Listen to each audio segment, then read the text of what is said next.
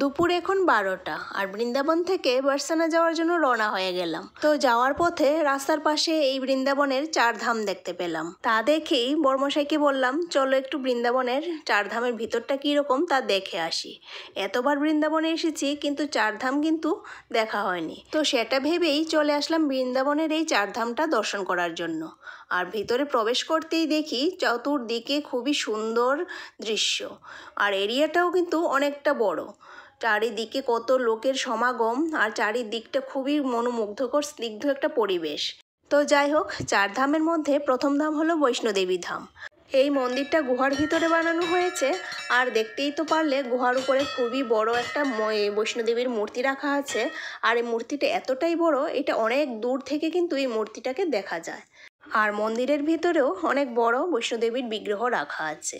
তাছাড়া মন্দিরের চারিদিকে মন্দিরের ওয়ালের মধ্যে বিভিন্ন দেবদেবীর মূর্তি বানানো আছে, সেটা খুবই সুন্দর। বিভিন্ন দেবদেবীর মূর্তি আছে, তো সেটাই ঘুরে ঘুরে দেখলাম। আর মন্দিরের ভিতরটাও কিন্তু অনেকটাই বড় আর খুব সুন্দরভাবে বানানো আছে। তো পুরোটা মন্দির ভালো করে ঘুরে ঘুরে দেখলাম। তো সত্যি 4 ধামে যদি না আসতাম জানতেই পারতাম না 4 ধামের ভিতরটা এত সুন্দর। আর এখানে 4 ধাম বলতে 4টে ধাম আছে। তো প্রথমে তো বৈষ্ণোদেবী ধাম দর্শন করে নিলাম।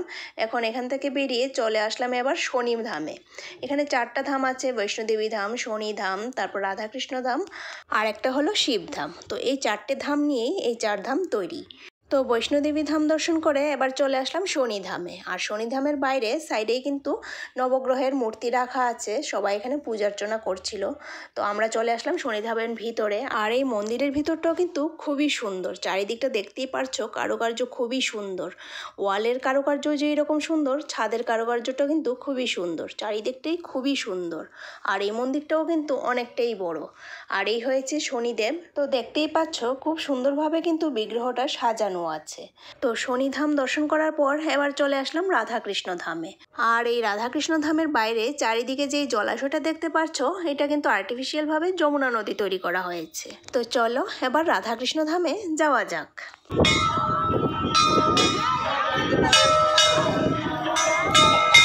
আরে বাহ, এই মন্দিরের ভিতরের ডিজাইনটাও কিন্তু খুবই সুন্দর। প্রত্যেকটা মন্দিরই দেখছি এক একটা কিন্তু এক এক রকমের ডিজাইন করা। আর এই হয়েছে রাধাকৃষ্ণের বিগ্রহ। প্রত্যেকটা বিগ্রহই কিন্তু খুবই সুন্দর আর অনেকটাই বড়, আর পিতলের তৈরি করা। প্রত্যেকটা ধামেই দেখলাম পিতলের তৈরি বিগ্রহ। তো বেরিয়ে পড়লাম রাধাকৃষ্ণ ধাম থেকে, এবার চলে আসলাম শিব ধামে। প্রত্যেকটা ধামেই এত উঁচুতে ঘন্টা লাগানো আছে। তবে বাকি ধামের ঘন্টাগুলি তো নাগাল পেয়েছি, কিন্তু এই শিব ধামের ঘন্টাটা কিন্তু একটুকু নাগাল পাইনি। লাফ দিয়েও কাম হয়নি, নাগালই পাইনি। তো যাই হোক, ঘন্টা না বাজিয়েই ঢুকে গেলাম। আর এই মন্দিরের ভিতরটাও কিন্তু খুবই সুন্দরভাবে তৈরি করা হয়েছে। 4টা ধাম 4ভাবে তৈরি করা হয়েছে, মানে 4 রকম ডিজাইনে। একটার সঙ্গে কিন্তু আরেকটার কোনো মিল নেই। আর এই হয়েছে শিব পার্বতীর বিগ্রহ। এই বিগ্রহটাও কিন্তু দেখতে কত সুন্দর লাগছে। তো 4 ধাম দর্শন করা হয়ে গেছে, আর এই হয়েছে 4 ধামের বাইরের দৃশ্য। আর এটাও কিন্তু খুবই সুন্দর, খুবই অপূর্ব লাগছে। আর এই জলপদ্মগুলি যখন ফুটবে তখন চারিদিকটা আরও অপূর্ব হয়ে যাবে। সেটা কল্পনা করেই আমার ভিতরে যেন আরও কত সুন্দর লাগছে এই প্রাকৃতিক দৃশ্যগুলি। মনে হচ্ছিল এখানে থেকেই যাই, কিন্তু এখানে থাকলে তো আর হবে না, বাড়ি যেতে হবে। আর তার আগে বার্সানাতে যেতে হবে, যেটা যাওয়ার জন্য রেডি হয়েছিলাম। তো চলো এখন বার্সানাতে চলে যাই, আর এর ভিডিওটা শীঘ্রই আসছে। বাই।